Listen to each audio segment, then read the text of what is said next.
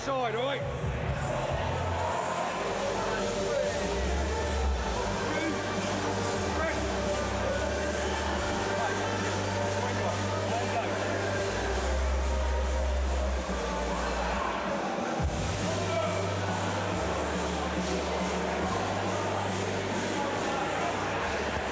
This should be a good one. It's at 72 kilograms. Both of these guys are making their debut. And again, as we've seen multiple times tonight, different body shapes that could really impact on the result of this. Yeah, and it looks a bit like Zach Holman is quite a lot bigger than his opponent today. And when we say that, we mean, because obviously people say, well, they're both 72k, but we mean walking around, don't we, Reece? Yeah. For those that aren't really knowledgeable on MMA. I know that Dylan weighs roughly 80 kilos normally, and he's taken him down there, so it looks like Dylan's just looking for the ground game tonight. Outside sweep attempt. Yeah, looks for the toss as well, and Zach doing his best to tie him up, trying to get the underhooks in there. And Zach would be doing a good job to take Dylan down. He's very difficult to take down. And he's got a very strong base, and he's very good at those twisting Russian takedowns. So Zach was managed to get his guard back straight away. I was going to say, he did that well, didn't he? Zach looking for guard and was very quick despite the slam. Yeah, and that's difficult to do when you're being slammed, to think straight as soon as you hit the ground. And he did a really good job there for a debutant. For Dylan, you said he set out his stall straight away, Reece. Yeah, and he would probably make no bones about it in the interviews that that's what he wants to do. He wants to get on top of you and Brett John's his opponent, really. And Zach did a good job there of getting up, using his athleticism and his strength. Well, I'm glad you said that, because he has got that athletic build. He's got a very stiff jab. Nice right to the body, though, from Dylan as well. But we'll know where Dylan want to go. But beautiful turn by Zach as well.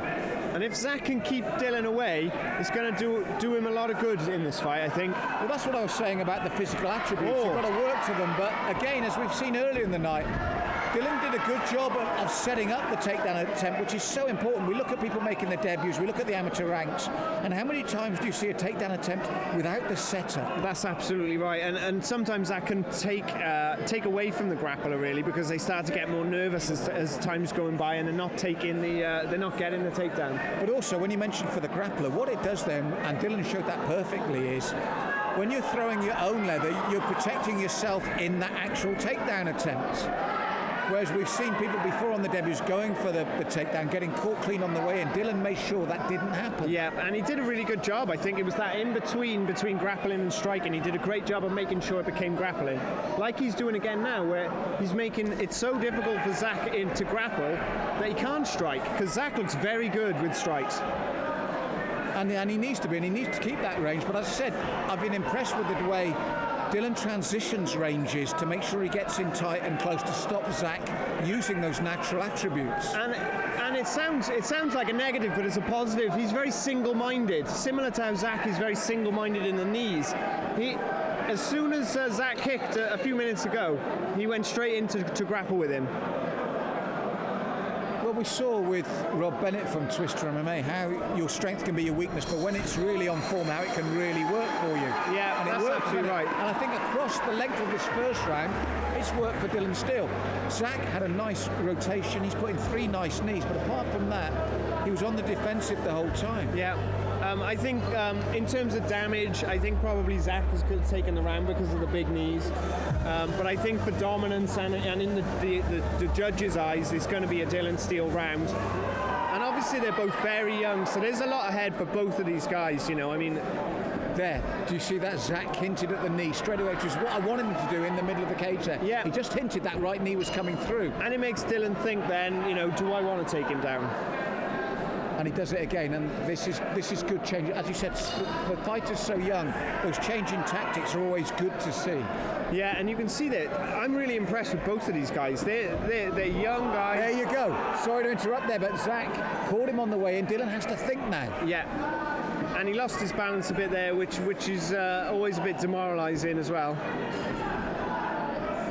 And he's keeping his range really well, Zach. I like how he's keeping the range exactly where he wants it and not where Dylan wants it. That's what we discussed at the end of round 1, and he's doing it exactly. And it's just that little feint with the hips, just a little raise of the knee, the hips to say the knee's coming. It doesn't. And it shows a lot of fight intelligence for someone on their debut.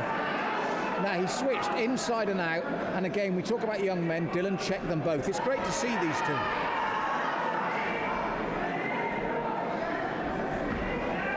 And Zach, this round, I feel, has made it so much more difficult for Dylan.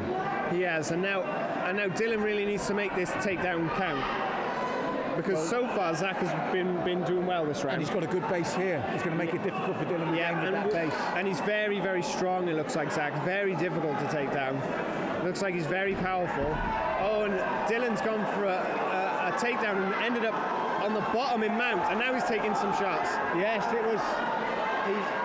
He's fallen foul of his own tactic there. Yeah, and you mentioned the strength of Zach. It was a dangerous game, and now he's getting the back of Dylan still. This one mistake could be vital, Reece. Yeah, absolutely right. And now Dylan's got to show some composure here to try and stay safe and not get submitted here. Zach was looking to get the hooks in, getting the strikes in to flatten Dylan out. He hasn't quite succeeded, but this is dangerous times now. But more importantly, even if he doesn't succeed, it's a big turnaround in the round.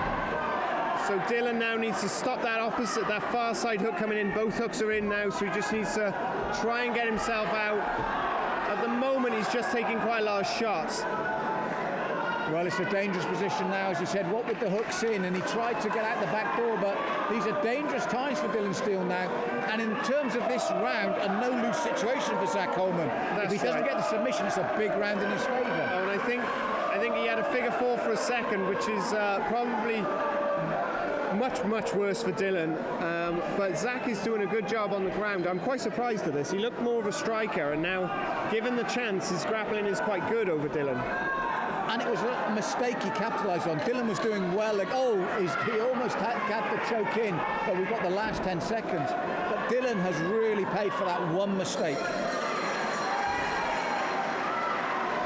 And Reece, if you summarise, that was all set up from a takedown attempt by Dylan himself. That's right, and it's almost like he went for a sacrifice to try and get it to the ground, and he ended up in such a bad position he wasn't able to do anything with it.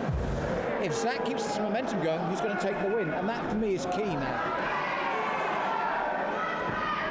So one thing I can notice that Zach is doing is he's looking directly at the chest of Dylan.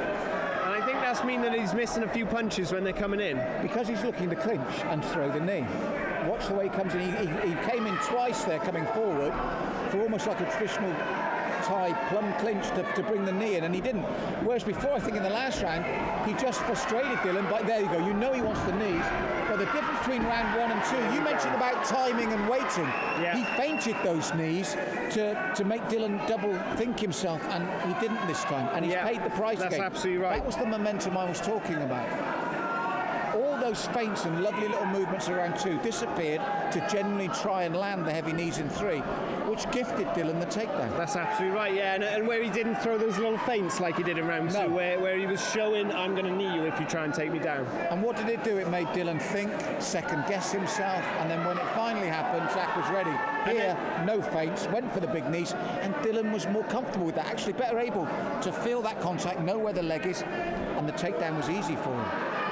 Yeah, that's absolutely right, and I think those feints, it was such a big thing for him, even if it was just to throw Dylan off his game. And it did. Now, it'll be good to see how, Zach looks comfortable off his back, but he's given the initiative, the momentum that I talked about, back to Dylan. And this is round 3, so, it's all important, and if it can stay like it is now, he throws up in a triangle attempt, but I think Dylan was too smart for it. And Zach looks like he's flattened himself out there. He just sort of lay flat for a second there. I'm not sure what that was.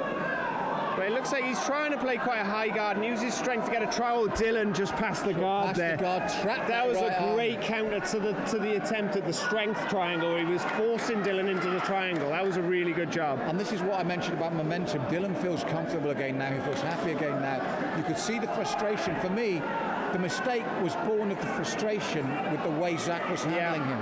And I think another part to this is that Marcus Dylan, he trains with some people in the gym quite regularly that are all fierce competitors. Marcus Cable is a big a name that springs to mind, and so he's used to this grind. He's used to having to fight it out and no one just giving him an easy pass. That's his normal weeknight when he comes to the gym.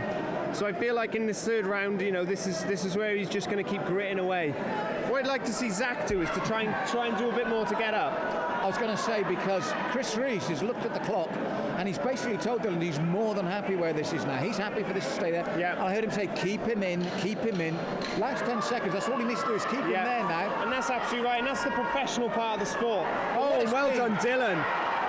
Full mount at the end of the fight there. There's the icing on the cake for this victory. Yeah, but what a beautiful seesaw contest, Rees. That's such a good fight. Two young guys, up and comers. Zach's done a really good job to throw the knees in and do his part. And the momentum swayed on two mistakes, one by each of the fighters. Yeah, and they look like they're going to be mistakes that they're going to learn from quite quickly because it cost them so much.